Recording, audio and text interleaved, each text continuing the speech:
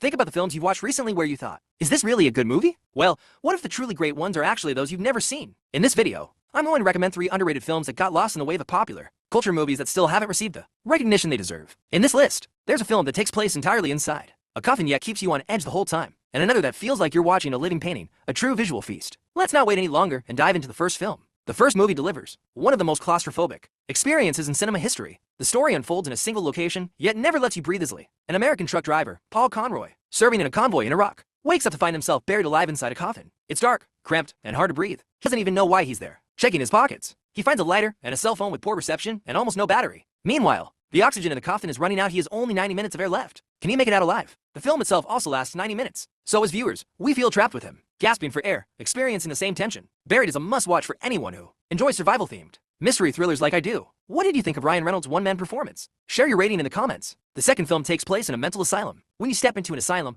what would scare you the most, the patients inside, or the idea that madness itself has taken over completely? A freshly graduated Oxford doctor comes to a remote asylum to gain experience. But the moment he steps through the door, he senses that something is terribly wrong. The head doctor's bizarre methods and the strangely unrestricted behavior of the patients deeply unsettle him. As we watch, the film's eerie, claustrophobic atmosphere slowly pulls us into the same unease. Like the doctor, we sense that something is off, but not knowing exactly what it is keeps the tension alive all the way to the finale, which delivers a satisfying twist. Overall, the atmosphere alone makes this film worth watching. Stonehurst Asylum 2014, also known as Eliza Graves, draws viewers in with its mood and psychological mind games. The movie constantly forces us to ask ourselves, can I really trust what I'm seeing? How did you feel about it? And now, the third film. Imagine your father walking into your room one night, claiming he's been given a mission from God to find and destroy demons disguised as humans. He says he's been chosen, and he wants you and your brother to help him. What would you do? Would you believe him and think he's a hero? Or would you suspect that he's losing his mind? Would you still follow him? This is the central conflict in this story.